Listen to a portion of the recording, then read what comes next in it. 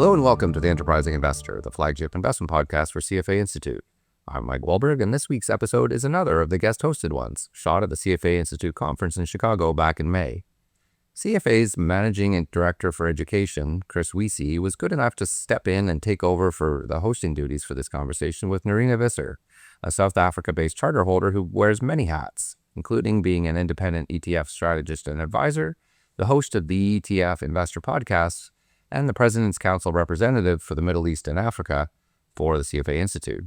Nerina and Chris cover lots of ground in their conversation, including touching on the cost of obtaining the charter for African candidates, progress on gender equality within investment management, important aspects to understand when investing in the ETFs, and finally, opportunities for investment in African markets. I should say for these conference interviews, there's an opportunity to see them in video format, which is pretty cool. Mitch, Michael, and the others did a great job capturing the interviews in the hub of the conference. You'll be happy to hear, though, that my face for radio will, alas, remain hidden behind my microphone, at least for now. Here's Chris and Nerina. Serving as the President's Council representative for the Middle East and Africa, I wanted to ask you what insights you've gained on the unique challenges and opportunities that are facing investment professionals in these regions. Yeah, Chris, thank you very much.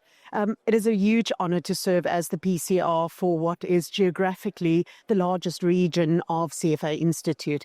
Covers 14 different societies, 7 of which are in the Middle East, 5 in Africa, but several of those in Africa are actually multi-country societies. So like East Africa, for example, represents Kenya, Uganda, Burundi, Rwanda, and similarly for South Africa as well. So clearly the challenges are, I think, the diversity of the region, but at the same time that also presents incredible opportunities for the region. When you look at the nature of the underlying markets and the region, I think probably the key challenge that comes up from most of these societies is affordability. And it is not just about the level of the currency weakness in many of these countries, but also the volatility of the currency. And I think that's probably one of the biggest challenges, both for the societies in terms of how to use the operational funding that they get from the Institute or how to actually deploy those, but for members even more so, whether it's candidates, whether it's existing members paying membership fees, whether it's enrolling for new certificates or programs or so on, affordability remains a big challenge. But I think an opportunity for us in terms of that is to start thinking in terms of the cost of what CFA Institute offers as a proportion of the salary, of the average salary that someone can earn. And I don't think that's ever been done before, really. We tend to look at this and try and convert it into sort of purchase power parity of some sort.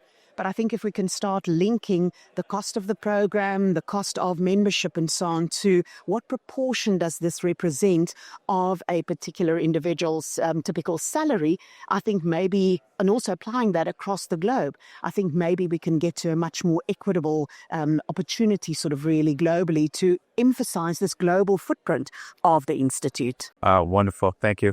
I'd be remiss if I didn't add to this. One part of the discussion is CFA Institute launched a robust scholarship program for people who want to get into the program, and so I hope I hope in throughout that region that candidates are aware of that and availing themselves of it. Oh, absolutely. And it's certainly something that I think is very popular and is certainly being used a lot.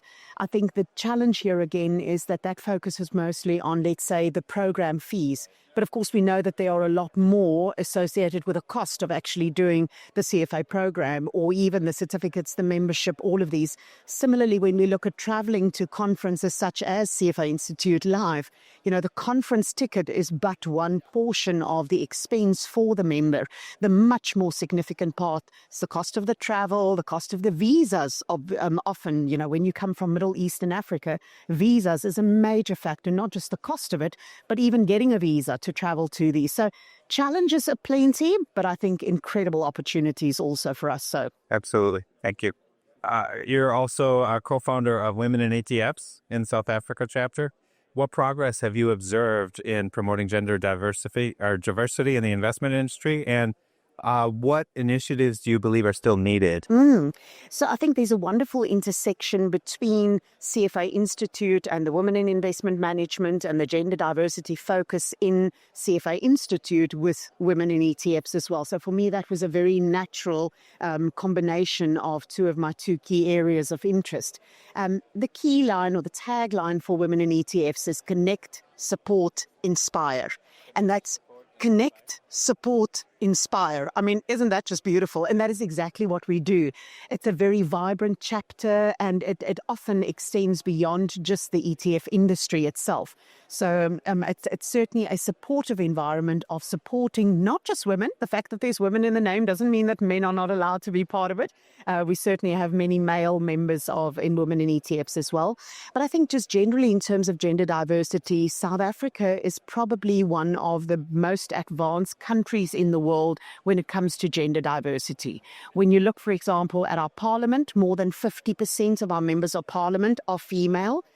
There are strong initiatives around things like women on boards, targets of 30% of women on boards, and the list of these sort of initiatives go on. Within the investment industry, we've seen some moving of the needle in this, but not nearly as quickly as I think we would like to see this. And I think in the investment industry in particular, the challenges that we often find is that women seem to progress quite easily to a certain level and then no further. And the debate is out. Is it because women or the particular individual has got different priorities or don't necessarily want to continue, or is it because of hurdles within the career and so on? And as the CFA Society in South Africa, we have a lot of initiatives to also address some of these challenges that women experience. Personally, I'm very proud of the CFA Society South Africa. Not only is it an incredibly well-diversified board, not just gender diversity, across many other diversity spectrums as well, but several years ago already, the CFA Society South Africa Investment Conference, we put together a conference with an all-female lineup of speakers. And yes, it was intentional. Yes, we did go out to identify specifically female speakers, but it was so easy to put it together, and it really demonstrated the depth and the skill set of women in the investment industry. And I think by personal sort of enjoyment out of this, that it was quite far into the day where some members in the audience started noticing and commenting on the fact, oh my goodness, another woman, a female speaker, a female lineup. And I think we managed to demonstrate very clearly that gender should not be a hurdle or a differentiating feature, that we've got incredibly strong and capable and competent women. And as we say in portfolio management, diversification certainly is that free lunch in town. And gender diversity is one of just many aspects, and very happy to be involved in promoting that gender diversity in our industry. That is wonderful. I love it about the conference. Through your podcast, The ETF Investor, you've been instrumental in educating investors. What common misperceptions do you encounter about ETFs, and how do you address them to promote informed investors? Oh, Chris, love that question. So I'm a little bit allergic to the colloquial term passive investing, because I believe that there is no such thing as passive investment. All investments involve an active or several active decisions. But I guess it's a question of what do you decide actively and how do you implement what you chose and what you decided actively.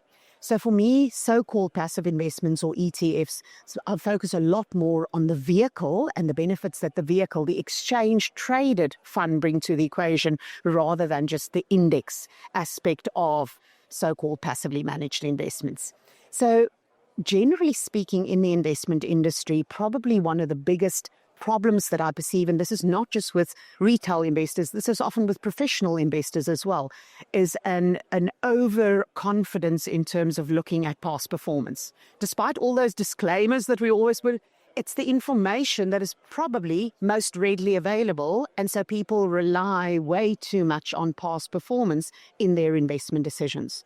So in my engagement through the ETF Investor podcast, I focus a lot on helping people understand what is inside the ETF. What are the rules around how the index is constructed? what is the underlying exposure that you get, and to then try and find a link through to what will drive the performance of that particular group of assets in this vehicle, to try and find a link between the economy, the politics, the real world, and say, when this happens in the economy, what happens to this particular group of assets that I have in my ETF?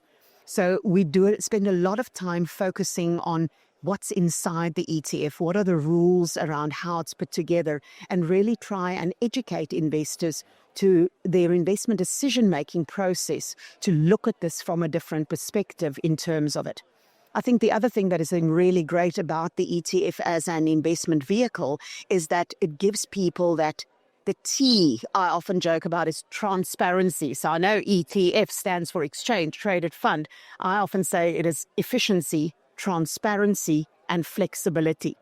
And we focus on those three aspects of ETFs to educate investors in terms of when and where and how are these particular investment instruments or investment vehicles most appropriate for their investment portfolios. That is wonderful.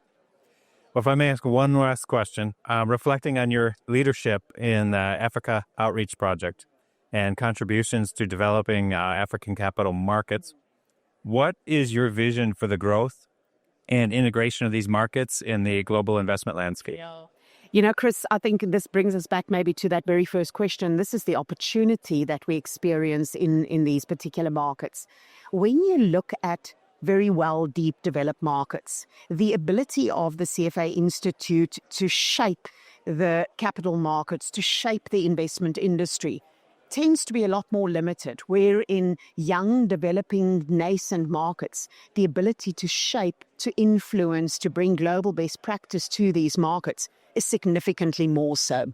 So within the African continent, we partner quite often with some of the continental bodies, such as ASEA, the African Stock Exchanges Association, the AU, the African Union, and more recently also the establishment of the African Continental Free Trade Agreement, which focuses a lot on removing some of the hurdles within the continent of trade is being addressed. We're looking to break down those same sort of hurdles and barriers for capital flow, capital development inside the continent as a major area of development opportunity. So we look at things like, for example, harmonization of regulations across different regions, assistance in terms of payment systems, where you are looking for opportunities where the currencies don't necessarily always have to transact via the US dollar, but you can actually have more transactions being executed between local currencies, and that only sort of the reserve or the excess needs to be transacted through the dollar or other external currencies. So the opportunities are aplenty. Our work is not done by any stretch of the imagination. Well, let me just conclude by saying it strikes me that you are so engaged in so many different ways at making the investment industry around you a better place. And I have so much respect for that. So, and thank you for spending a few minutes with us today. Thank you, Chris. I do appreciate the opportunity. I'm Mike Wahlberg, and this has been The Enterprising Investor.